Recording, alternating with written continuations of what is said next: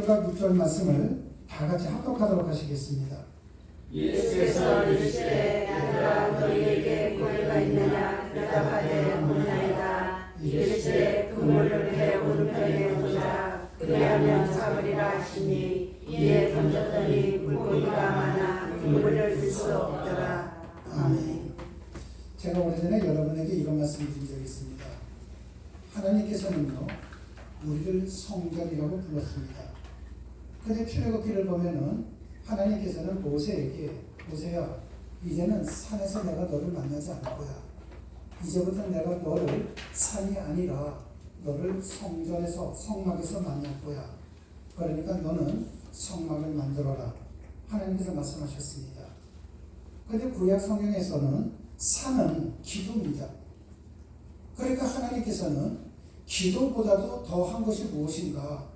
우리를 성막에서, 이게 나중에는 발전돼서 성전이죠. 성전에서 만나시겠다고 하셨습니다. 그러면 이 뜻이 무슨 뜻인가? 여러분들 각자들도 경험을 해보셨을 겁니다. 내가 기도를 했는데 응답 받는 것보다는 응답을 받지 못할 때가 더 많을 것입니다. 그 응답을 받지 못할 때에는 딱 두 가지밖에 없습니다. 첫째는 하나님께서는 하나님의 그 뜻이 우리를 통해서 이 땅에서 이루어지기를 원하신다면 우리의 기도라면 상관없이 하나님의 뜻이 그대로 이루어집니다. 예를 들면 예수님께서 십자가에 못 박혀 돌아가시기 전에 겟세마네 동산에서 하나님 나 살고 싶습니다. 내가 살 수만 있으면 이 잔을 피해갔으면 좋겠습니다. 기도를 했을 때 하나님께서는 침묵을 지키셨습니다. 그 이유는 아니 너는 죽어야 돼 이 뜻이거든요. 하나님의 뜻을 이루기 위해서는 내 기도가 안 들어질 수가 있습니다. 그런데 이 경우는 극히 드뭅니다. 퍼센트로 따진다면 몇 프로 안 됩니다. 그런데 두 번째로 내가 기도를 했음에도 응답이 안 되는 경우가 이건 90%가 이상인데 이 경우는 무엇인가? 나는 성전인데 성전인 내가 성전이 안 될 때 하나님께서는 성전에서 우리를 만나겠다고 하는데 내가 성전으로서 갖추지 못할 때 내가 아무리 기도해도 되지가 않는다는 겁니다. 제가 여기에서 여러분들에게 타 교회 일부 목사님들처럼 모든 질병은 묶음을 놓고 떠나갈지어다 하면은 여러분들 병이 떠나갑니까? 안 떠나갑니다. 제가 여러분들의 감성을 건드려서 흥분시켜드릴 수는 있습니다. 그런데 그 흥분 갖고서는 해결이 안 되죠. 여러분들이 하나님의 응답을 받기를 원하는 성전이 되기 위해서는 반드시 네 가지가 있어야 된다고 했습니다. 첫째는 법계, 하나님의 말씀입니다. 여러분들의 마음, 그 심령 속에 하나님의 말씀이 없으면 여러분은 성전이 아닙니다. 이 네 가지 중에서는 단 한 가지로 빠지면 안 됩니다. 다 갖춰야만 됩니다. 그래서 여러분께서는 예배당에 오셔서 하나님의 말씀을 들으셔야 되고 집에 가셔서는 하나님의 말씀을 보셔야만 됩니다. 그런데 일주일 내내 나는 집에 가서도 살기 바빠갖고 성경 한 절도 안 봤다? 내 스스로가 하나님을 거부하는 겁니다. 여러분 하나님은 죽은 자도 살리시고 말씀으로 우주만물을 창조하셨기 때문에 여러분들이 가지고 있는 소원을 다 들어줄 수 있는 능력이 있는 분이십니다. 그런데 능력 있는 하나님을 누가 버리는가? 내가 버리는 겁니다. 어떨 때? 하나님의 말씀을 내가 안 가질 때요. 그래서 여러분들이 매일같이라도 성경 한 줄이라도 읽으시는 겁니다. 여러분들이 밥을 먹습니다. 그렇다면 내가 밥을 먹는 거는 입에서 끝납니다. 꿀꺽하고 생기면 그 다음서부터는 내 소관이 아니죠. 그래서 어떤 분들은 맛있게 먹고 체할 때도 있습니다. 어떤 사람은 즐겁게 먹고 난 다음에도 패탈할 때가 있습니다. 왜? 입이 넘어간 거서부터는 그때서부터 내 뜻대로 안 되거든요. 여러분들이 성경 말씀을 읽으실 때 기억 못하셔도 괜찮습니다. 잊어먹어도 괜찮습니다. 여러분들이 읽는 순간 그때서부터 그것은 성령님이 하시는 거거든요. 성령님이 기억나게 하신다고 분명히 말씀하셨거든요.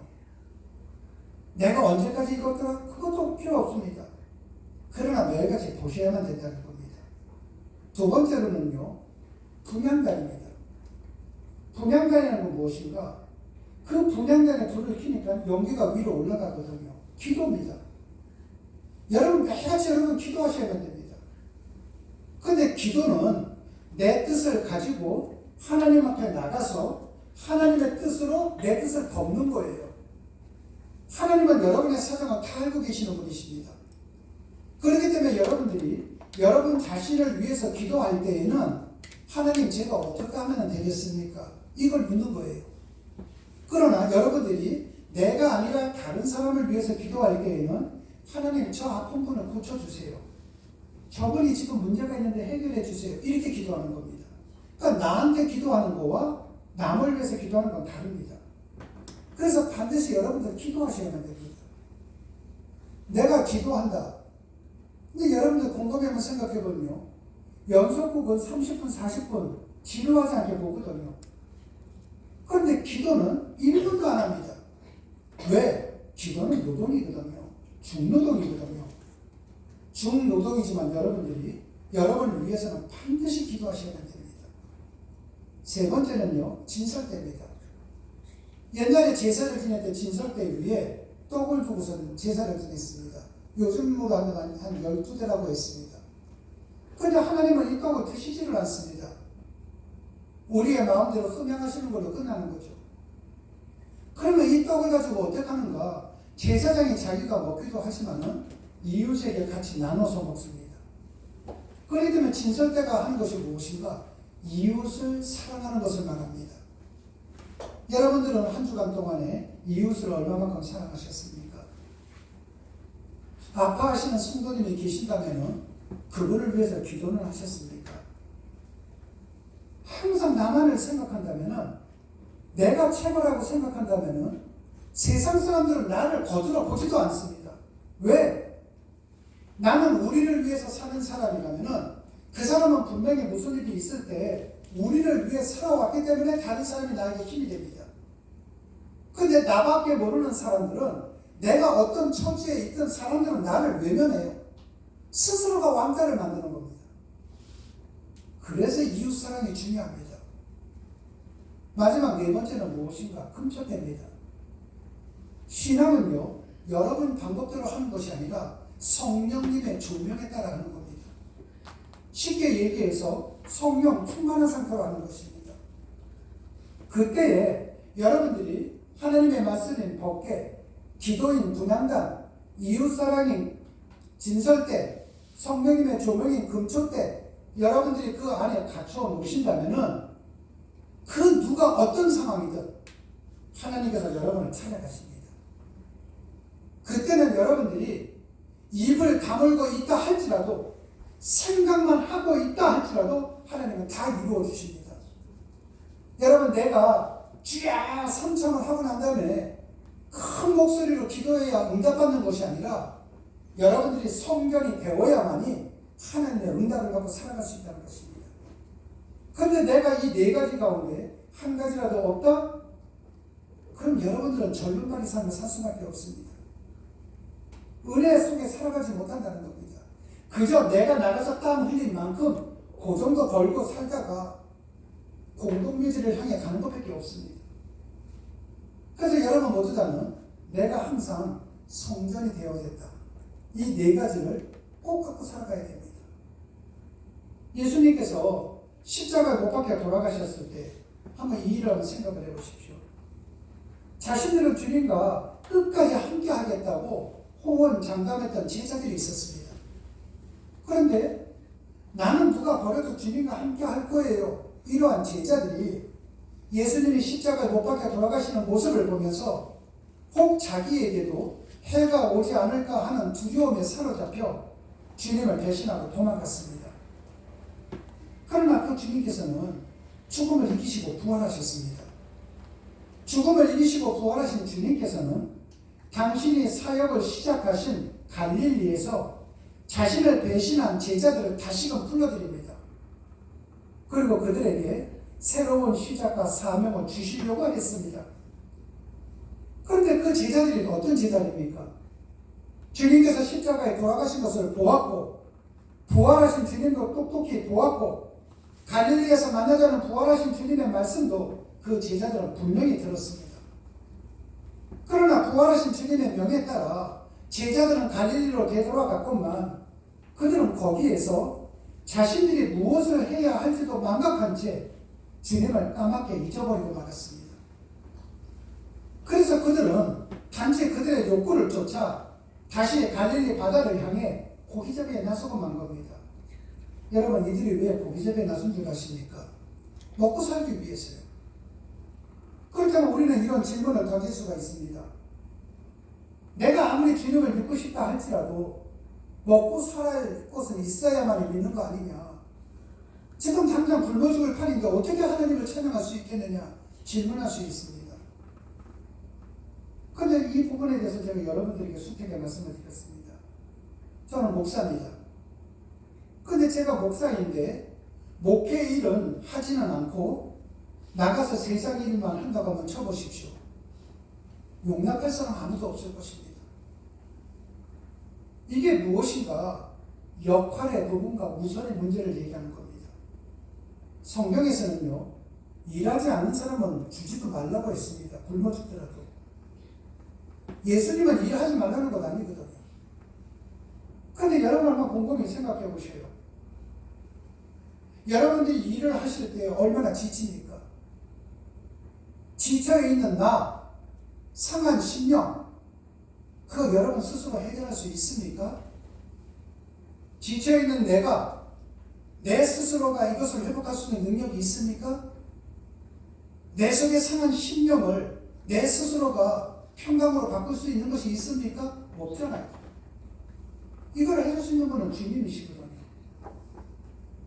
그래서 내가 일을 하지 않는 것이 아니라 하면서도 주님을 생각하라는 것입니다. 여러분, 이 제자들이 땀을 흘리며 그물을 던지는 그 바닷가에 부활하신 주님께서 나타나셨습니다.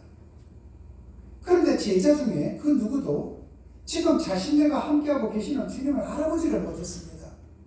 그만큼 그들은 주님보다도 자신들의 욕구에 사로잡혀 있었던 것이죠. 그런데 저 모습이 우리의 모습 아닙니까? 제자들이 고기잡이를 할 때에 주님이 옆에 와 계시는데도 주님을 몰랐잖아요. 내가 세상 일을 할 때에 주님이 나와 함께 하시는 것을 생각하지 않는 우리의 모습 아닙니까? 여러분, 지금 갈릴리 바다에서 밤새도록 그물을 던지는 제자들이 누굽니까? 그들은 갈릴리 바다를 관광하기 위해 온 여행객들이 아닙니다. 그들은 갈릴리에서 태어나 갈릴리 바다에서 장뼈가 굵은 직업이 물고기를 잡는 어부들입니다. 그들은 갈릴리 바다의 물결의 흐름만 봐도, 파도의 모양만 봐도 고기가 어디에 있는지 꿰뚫어 볼 수 있는 갈릴리 최고의 어부들입니다. 게다가 그들은 지금 혼자 있는 것 아닙니다. 프로 어부들이 지금 떼거리로 나가서 밤새도록 그물을 던졌습니다. 그러나 그들은 단 한 마리의 물고기도 잡지를 못했습니다. 최고의 어부들이 무리를 지어 고기잡이에 나섰음에도 불구하고 결과는 참담한 실패였습니다. 밤새도록 수도 없이 그물을 던졌건만 단 한 마리의 물고기도 잡지를 못했습니다. 그들은 아무 의미도 없이 그물만 던지지 않았습니까? 그러다 보니까 왜 물고기를 한 마리도 잡지를 못했는지, 그 실패의 의미가 무엇인지, 지금 내가 무엇을 잘못하고 있는지 진지하게 생각해 보려는 제자도 한 명도 없었습니다. 그들은 그저 기계적으로만 일을 했을 뿐입니다. 그런데 그 결과가 어떻습니까? 지칠 대로 지친 그들은 물고기 한 마리도 잡지 못한 빈손이었습니다. 마침내 무대에 서 계시던 예수님께서 제자들을 부르셨습니다. 그리고 이렇게 말씀하셨습니다. 다 같이 합독하도록 하시겠습니다.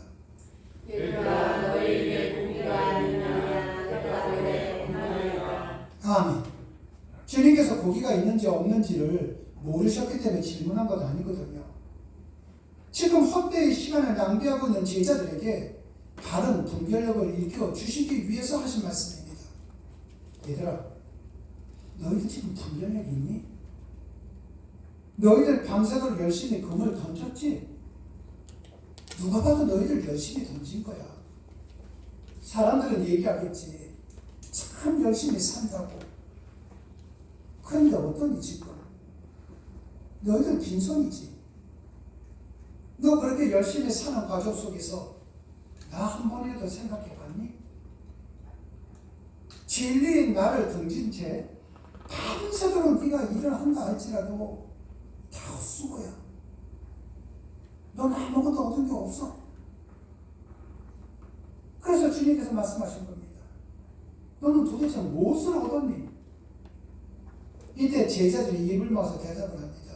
없습니다. 아무것도 없습니다. 여러분, 아무런 생각 없이 그물을 던졌던 자들이 주님의 질문 앞에서야 제자들은 비로소 자신들의 손을 내다본 겁니다. 여러분, 손을 한번 내다보십시오. 여러분들은 지금까지 열심히 사셨는데 무엇이 있습니까? 아무것도 없습니다.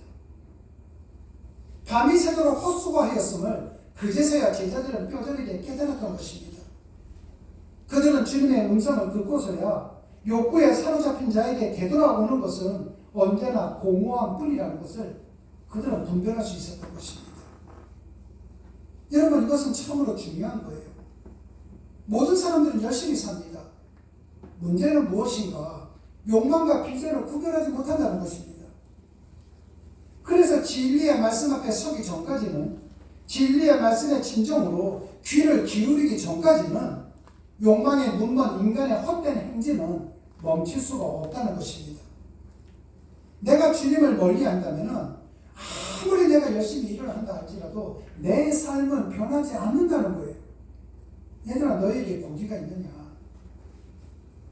오늘 이 시간 우리를 향하신 주님의 이 질문 속에서 우리는 방대한 성경 가운데 유독 본문에서만 유일회적으로 사용된 두 단어를 우리는 유의해야 합니다. 첫 번째는 고기입니다. 여러분, 물고기를 헬라어로는 익투스라고 얘기를 합니다. 여러분들 지금 이 그림을 보시면은 뭔가 보신 분들도 많을 거예요. 익투스라고 하는데 이거 자동차 뒤에도 이걸 갖고 다니는 분들이 굉장히 많습니다. 이게 물고기의 뜻도 되지만은 약자입니다. 예수는 그리스도시요 하나님의 아들이라는 약자입니다. 그런데 성경 전체를 보면은 익투스라는 이 단어를 씁니다. 물고기에서는요. 그런데 딱 한 군데 예외가 있는데 오늘 이 본문의 구절에서만 예외입니다. 프로스파기오라는 단어를 씁니다. 익투스가 아니라 프로스파기오라는 단어를 사용하는데 이 단어의 뜻은 무엇인가? 진귀한 이 뜻입니다. 귀한 것 이런 뜻입니다. 그렇기 때문에 주님의 이 질문은 이런 의미가 됩니다. 얘들아, 너희들 나 생각하지 않고 살아가면서 열심히 일을 했는데 그래, 너희 정말 귀한 것은 얻었니? 너희들 이 일을 하면서 정말로 너희가 생각할 때 귀하다고 생각하는 거 이거 얻었니? 지금 그렇게 묻는 겁니다. 그런데 주석을 가하면은 더 깊은 의미를 포착하게 되는데 욕망에 사로잡혀 진리인 나를 등져서는 너희가 아무리 수고한다 할지라도 너희들은 절대로 귀한 것을 얻을 수 없다는 것입니다. 여러분이 주님을 멀리 하신다면요, 아무리 열심을 다한다 할지라도 결국에는 빈손이 된다는 겁니다. 하지만은 여러분들이 주님을 생각한다고 해서 이게 금방 나오는 것은 아닙니다. 여러분들이 성전으로 일부일 때 하나님은 여러분에게 복 주시는 것이거든요. 하지만 여러분들이 다른 사람한테 해를 끼치지 않는다 할지라도 내가 법 없이 살아가는 사람이라 할지라도 주님을 등진다면 여러분의 인생은 헛수고밖에 남지를 않는다는 겁니다. 그래서 두 번째로 주님께서 제자들을 부르실 때 얘들아 했을 때 파이디오라는 단어를 쓰는데 이것은 어린아기, 철부지라는 뜻입니다. 성경에서 어른을 파이디오라는 단어를 쓴 것 또한 여기밖에 없습니다. 지금 제자들은 자신들이 무엇을 해야 할지 모르고 있어야 할 곳이 어디인지 알지 못한 채 단지 허망한 바다를 향해 헛수고만을, 그것도 밤새워가며 열심히 일하는 제자들이 주님 눈에 보기에는 철부지 아이들처럼 보였던 것입니다. 주님께서 제자들에게 말씀하셨습니다. 얘들아, 너희에게 고기가 있느냐? 이 철부지들아, 내가 너희한테 얼마나 많이 이야기를 했니? 그런데도 무엇이 중요한지도 생각하지 않고 그렇게 철없이 산다는 것이, 그래서 그렇게 열심히 살았는데 귀한 것도 하나도 얻지를 못했잖아. 그렇다면 우리는 어떻습니까? 여러분들은 어떻다고 생각하십니까? 여러분 각자 손을 한번 보십시오. 무엇인가 잡으려고 그처럼 길을 쓰고 있는 우리 손 안에 들어있는 것은 무엇입니까? 여러분 정말 귀한 거 갖고 계십니까? 아니면은 돌이켜보니까 허망한 공허한 뿐입니까? 우리 주님께서는 요한복음 15장 5절을 통해서 이렇게 말씀하셨습니다. 다 같이 합독하도록 하시겠습니다. 나는 모든 나무여 너희를 가지니 정말 내라네 내가 저 안에 있으면 이 사람은 가시를 많이 들라니 나를 떠나서는 너희가 아무것도 할 수 없으리라. 아멘. 아무것도 할 수 없습니다. 길이요 진리요 생명이신 주님을 떠나서는 우리는 헛수고인지도 알지도 못한 채 헛된 일을 반복하는 철불시일 수밖에 없다는 것입니다.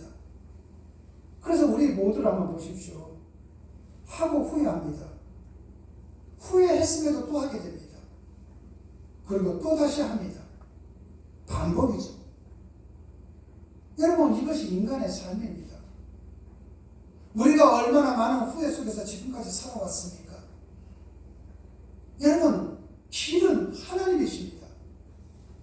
제가 오래전서부터 지금부터 한 18년 전입니다. 18년 전에 저희 동기 목사님이 저에게 테이프를 24개를 주셨습니다. 그런데 그 테이프 24개는 레위기에 관한 그 특강 테이프였습니다. 아마 여기 앉아 계신 여러분들 가운데 레위기를 보신 분들은 알 겁니다. 어떤 분들은 레위기를 가르쳐서 뭐라고 말씀하시냐면요, 레위기는 수면제라고 얘기하는 분들도 많습니다. 몇 번 읽으면 굉장히 이게 딱딱하고 어렵고 보다 보면 이게 무슨 뜻인지 몰라서 잠이 온다고 합니다. 그 정도로 고리타분한 내용이 그 레위기라고 이야기합니다. 근데 그것을 테이프를 24개를 준 겁니다. 그 당시만 하더라도 제가 지금보다 더 열정적이었기 때문에 그 24개를 몇 년에 걸쳐서 공부를 했습니다. 들어가면서요. 근데 몇 년을 거쳐서 했는데 그러고 난 다음에 10수년이 지났습니다. 때때로는 제가 그런 생각을 했거든요. 레위기는 내가 우리 성도들하고 같이 할 일도 없을 텐데 내가 왜 66권 중에서 이거를 봤지? 아무 생각도 없었습니다. 근데 며칠 전에 그 CTS 방송국에서 그 매주마다 강의하시는 목사님이 계십니다. 그분이 이렇게 얘기하는 겁니다. 저랑 식사를 하는 과정 속에서 목사님, 일주일에 화요일마다 오셔서 저에게 좀 레위기 좀 가르쳐 주십시오. 제가 방송에도 나가야 되고 또 하고 해야 되는데 너무나도 짧습니다. 처음에 제가 그랬습니다. 제가 시간이 되는지 모르겠습니다. 근데 간곡하게 부탁을 하는 겁니다. 그 순간에 제가 무슨 생각한 줄 아십니까? 18년 전에 그 테이프를 주신 이유가 이거였구나. 여러분, 내가 뭔가를 준비를 한다면 하나님께서는 그 즉시에서 사용하실 때도 있지만은 18년이라는 시간이 지나고 난 다음에 쓰실 때도 있다는 것입니다. 그래서 매주 화요일마다 6시에 강의하게 있습니다. 그분에게. 여러분들도 마찬가지입니다. 내가 지금 하나님을 위해서 뭔가를 준비해 나간다면 이것이 과연 필요할까? 또 내가 옛날에 이렇게 했는데 아무런 소용없어 생각하시는 거 분명히 있을 것입니다. 그런데 하나님께서는 반드시 쓰신다는 겁니다. 그 시기와 때는 내가 정하는 것이 아니라 하나님이 정하시는 거거든요. 그래서 시간이라는 것을 헬라어로는 카이로스와 크로노스 두 단어가 있다고 했습니다. 하나는 우리가 사용하는 시간이고 하나는 하나님의 시간입니다. 하나님은 우리에게 응답을 주실 때에도 또 역사하실 때에도 하나님의 시간으로 하시는 겁니다. 예수님께서 제자들이 물고기를 하나도 잡지를 못하는 걸 보시고 하나님의 시간이 되어서 요한복음 21장 6절 3반절을 통해서 이렇게 말씀하십니다. 다 같이 한번 합독하시겠습니다.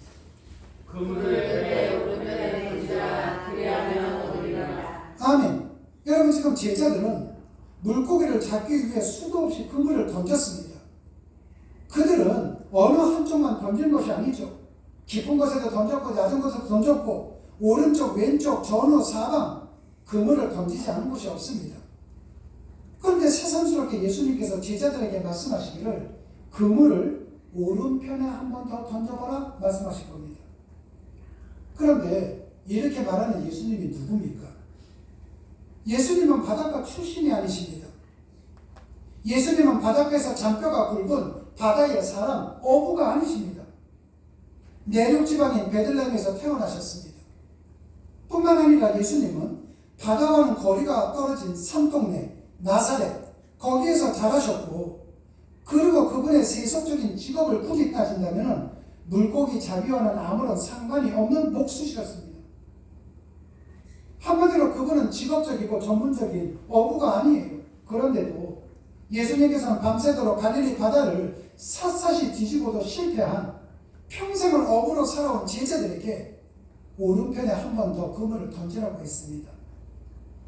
상식적으로 가당치도 않는 말이죠. 어쩌면 이 자리에 계시는 여러분들도 목회자인 제가 설교하는 말씀이 가당치도 않게 느껴지는 분들 굉장히 많을 것입니다. 저렇게 살아서 복 받으면 다 그렇게 살게. 저 목사님은 직업이 목사이지 나 같지는 않잖아.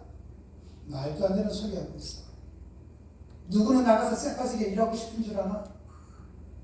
가당치도 않게 생각하는 분들 많을 겁니다. 그러나 이 제자들을 보십시오. 가당치도 않는 말씀을 하시는 예수님, 그 말씀에 순종하여 한 번 더 오른편에 그물을 던졌습니다. 그랬더니만 그 결과가 어떻게 됐는가? 이에 던졌더니 고기가 많아 그물을 들 수 없더라. 방금 전까지 물고기라고는 그림자도 보이지 않았던 바다, 물고기의 씨가 아예 말라버린 것 같았던 그 바닷가에서 순식간에 그물을 들어 올릴 수 없을 정도로 많은 물고기가 잡힌 것입니다. 여러분, 이것은 상식을 완전히 뒤엎는 일대 사건이었습니다. 그러나 인간의 상식을 뒤엎는 이 갈릴리 사건 속에서 우리는 인간의 상식과는 괴를 달리하는 주님의 상식, 진리의 순리를 발견하게 됩니다. 여러분, 하나님의 뜻은요, 하나님의 능력은, 하나님의 생각은 여러분의 생각과 다릅니다. 여러분이 생각하는 상식과는 다릅니다. 성경에서 오른편을 가리키는 헬라어가 텍시오스입니다. 텍시오스란 말은 늘 진리의 편이라는 뜻입니다. 그러나 그 왼쪽을 가리키는 비진리의 뜻입니다. 멸망의 길이에요. 우리 주님께서는 먹고 살기 위해 일을 하지 말라는 것 아닙니다. 길이요 진리요 생명이신 주님 안에서의 삶을 살라고 말씀하시는 거예요. 여러분, 나가서 열심히 사십시오. 최선을 다하셔야 됩니다. 게을러서는 안 됩니다. 그런데 주님을 생각하세요. 아무리 피곤하다 할지라도 매일매일 기도하고 주무세요. 매일매일 성경 한 절이라도 읽고 주무세요. 예배 시간에 하나님이 주시는 말씀 들으십시오. 암기하라는 것 아닙니다. 기억하라는 거 아닙니다. 순간이라도 감동을 받으시라는 겁니다. 순간이라도 받아들이라는 겁니다. 그렇다면 훗날 나는 까맣게 잊어먹었지만 그 하나님의 말씀을 생각나게 하는 것은 성령님이 하시는 겁니다. 여러분 한번 그렇게 한번 살아보십시오. 여러분 삶이 달라집니다. 여러분의 가정이 달라집니다. 여러분의 가족이 달라집니다. 왜? 하나님이 역사하시기 때문에요. 우리가 잘 알고 있는 이야기 가운데 쿠바에서 바닷가에 늙은 어부가 한 사람이 살았습니다.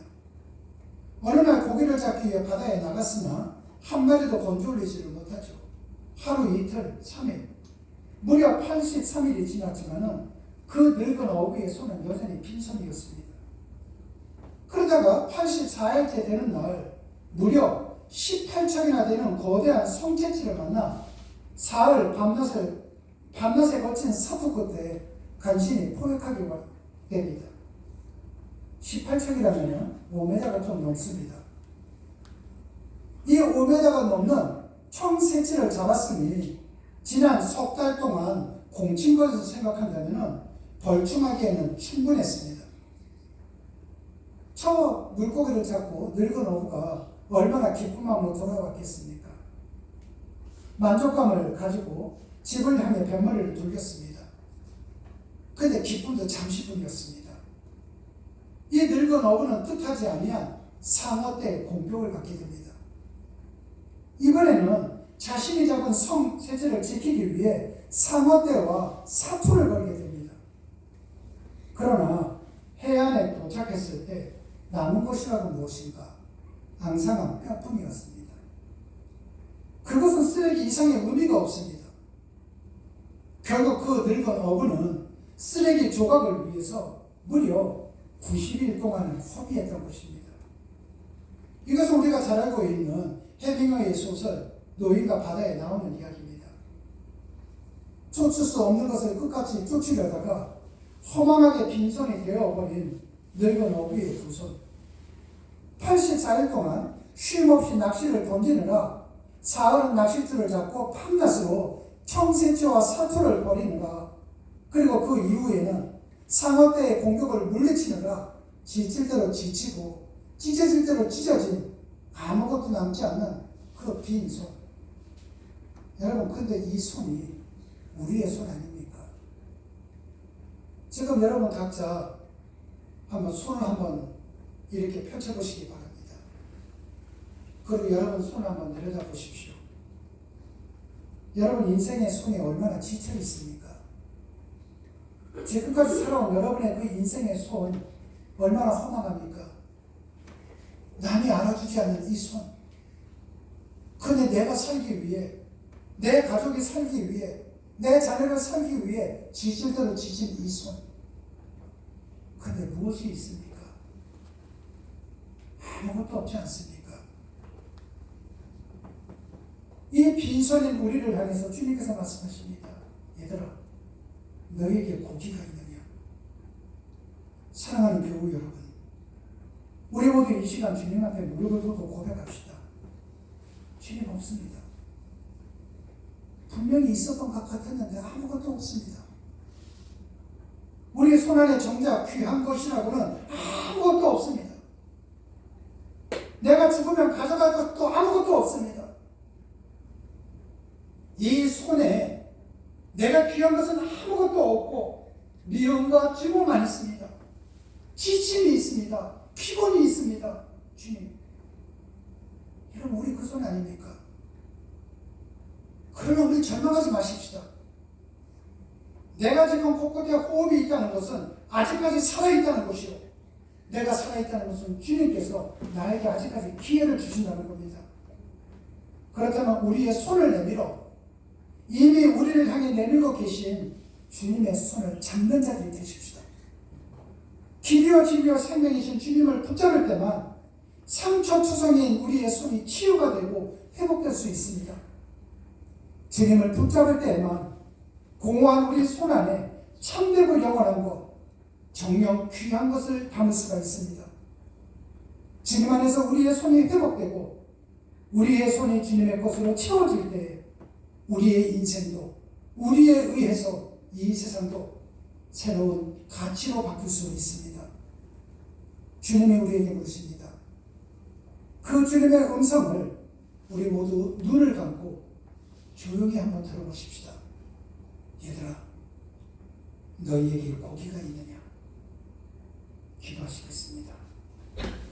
사랑의 주님, 오늘 우리의 손에 무엇을 추구하고 있는지, 지금 우리의 손 안에 무슨 귀한 것들이 있는지 생각할 수 있는 기회를 주시니 감사합니다. 철거지처럼 살았던 우리가 우리의 손을 주님 앞에 드립니다. 찢어질 대로 찢어져 상처투성인 우리의 손을 주님 앞에 내밉니다. 밤낮으로 수고했음에도 텅 빈 우리의 손을 주님 앞에 펴니다. 있는 것이라고는 고작 미래의 쓰레기 조각뿐인 우리의 손을 주님 앞에 내어놓습니다. 사랑의 주님, 주님의 그 자비로우신 손으로, 주님의 그 능력의 손으로 가련한 우리의 두 손을 잡아주시옵소서. 상처투성이인 우리의 손을 깨끗하게 치유하여 주시옵소서. 공허한 우리의 손을 주님의 진리로, 주님의 생명으로, 주님의 사랑으로, 영원한 주님의 귀한 것들로 가득 채워주시옵소서.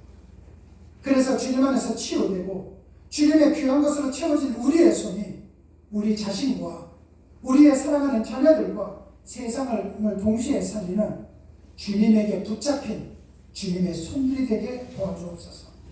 주님 고맙습니다. 예수님 이름으로 기도드렸습니다. 아멘.